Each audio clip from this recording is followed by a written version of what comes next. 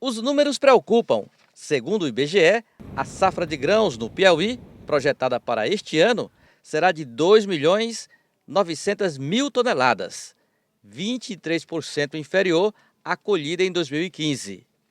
Os maiores prejuízos estão nos cerrados, no sul do estado.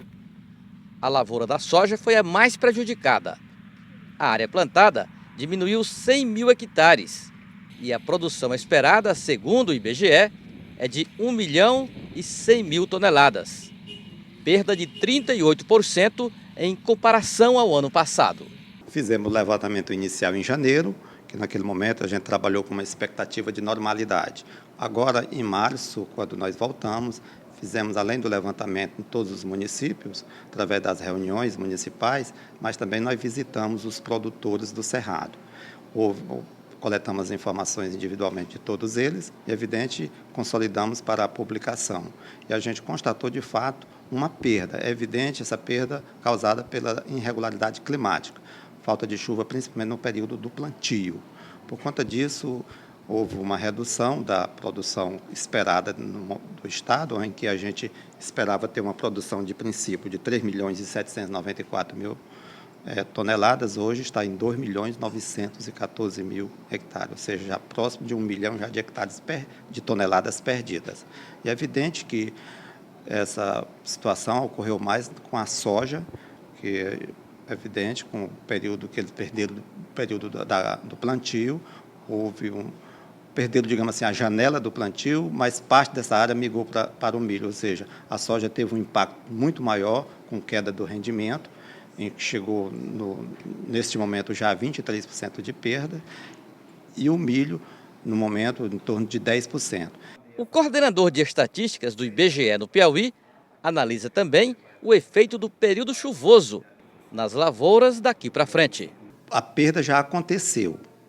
A gente vai agora fazer o levantamento, saber se ela continua, se está aumentando. É evidente que agora essas perdas devem ser indicadas mais na agricultura familiar, porque nós temos uma diversificação de período de cultivo, principalmente do sul do estado para o norte do estado, em que o período chuvoso no sul é bem antes do que o norte do estado. Então, neste momento, no norte do estado, está plenamente normal. Agora vamos ver se vai continuar. Mas já o sul, que já as características de perda já se consolidaram. E a gente vai apenas fazer essa constatação. É uma região onde a colheita já, inclusive, começou. A colheita de grãos já está bem adiantada. Tem como reverter essa situação, como replantio ou outros mecanismos? Olha, na região dos Cerrados, em que as primeiras áreas que foram plantadas com sojas começaram já a colheita. E varia de produtor por produtor, inclusive no mesmo município. Nós verificamos, conversando com alguns, investigando, nós temos deles com baixo rendimento daqueles primeiros talhões que estão sendo colhidos, em torno de 10 sacos por hectare, ou seja, que dá 600 quilos, ou 15 sacos, dá 900 quilos por hectare. Entretanto, constatamos produtores colhendo 48 sacos, ou seja, no mesmo município. Dependeu muito do período do plantio e da localização da propriedade. Então, a gente está aí com uma média de em torno de 1.900 quilos por hectare de soja.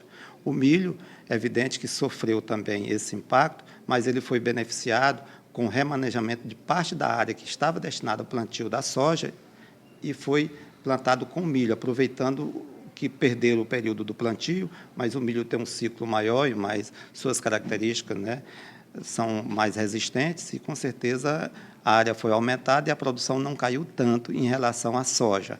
E o milho safrinha ainda é no estado pequeno, a gente tem em torno aí apenas de uns 20.000 hectares, ou seja, o safrinha constitui, depois da safra colhida, geralmente da soja, que vem com o milho safrinha. Mas isso são poucas empresas que estão utilizando esta prática, até porque a gente tem um período chuvoso curto e, às vezes, não permite esse plantio de duas culturas distintas, ou seja, colhe uma, depois planta outra. Geralmente, o período não permite, mas tem algumas regiões que eles antecipam bastante o plantio da soja para poder ter essa cultura de safrinha do milho, e plantando um milho precoce. O empresário Sérgio Bortoloso planta milho, soja e algodão no município de Uruçuí, no sul do estado. Confirma queda na safra e aponta os motivos. A atuação do El Niño ela foi muito firme, ela foi muito drástica. Nós tivemos períodos de praticamente 2 veranicos, aí, um de 32 dias, outro de 38 dias. Um foi exatamente na época da germinação e outro na época do enchimento do grão, ou seja, numa cultura que exista isso. Essa questão das chuvas foi muito importante para determinar essa quebra de produção. E segundo também, o que vai determinar é porque no ano passado a dificuldade do crédito sugeriu com que o produtor também investisse menos, ou seja, uma tecnologia um pouco inferior à que realmente ele utiliza. Não tivemos crédito suficiente, não se investiu tanto. Então, esses dois fatores, eles contribuíram muito para que a quebra de safra, e vai ser 2 anos aí de problema que nós vamos ter. Qual o efeito que isso pode ter na economia da região, considerando que é o agronegócio, é a produção de grãos, âncora da economia?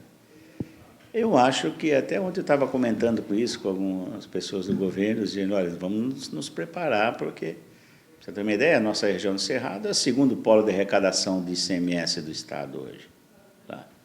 Vai ter um impacto, não tenham dúvida disso. Eu acho que o nosso governo deve estar preparado para isso, tanto que a gente já vê até uma movimentação com relação a isso a nível federal. Existe uma medida MP 707 que ela prorroga um pouco essas questões dos débitos e tal. Isso está sendo já analisado, o governo está nos ajudando, o governo estadual, a trabalhar nesse processo. Os produtores rurais também estão preocupados com o futuro da principal lei ambiental do país, o Código Florestal. Nós corremos um risco muito elevado. O Código Brasileiro Florestal Brasileiro, ele foi substituído pelo atual. E hoje existe esse questionamento da inconstitucionalidade de alguns itens e foi distribuído. Hoje o STF está julgando isso, o ministro Fux é o relator, vai ter essa audiência. Nós estamos nos preparando para defender, logicamente, aquilo que nós entendemos. O Código Florestal, nós temos algumas questões que entendemos que deve ser mudada, como os ambientalistas também têm, ou seja, o Código Florestal ele não foi de consenso. Mas isso eram coisas que poderiam ser tratadas dentro do próprio Congresso, ou com emendas, ou com algum ajuste. Mas uma ação de inconstitucionalidade, se ela for aceita, nós vamos ficar sem nenhum regramento. Porque o antigo foi substituído pelo atual, e o atual vai ser considerado inconstitucional, aí sim nós vamos ficar numa situação muito desfavorável, não só com relação à produção nacional, mas com relação a como isso é visto no interior, no exterior principalmente, uma vez que o Brasil é excedente, é exportador de tudo que ele produz como excedente exportável aqui no Brasil. Nós estamos preocupados com isso.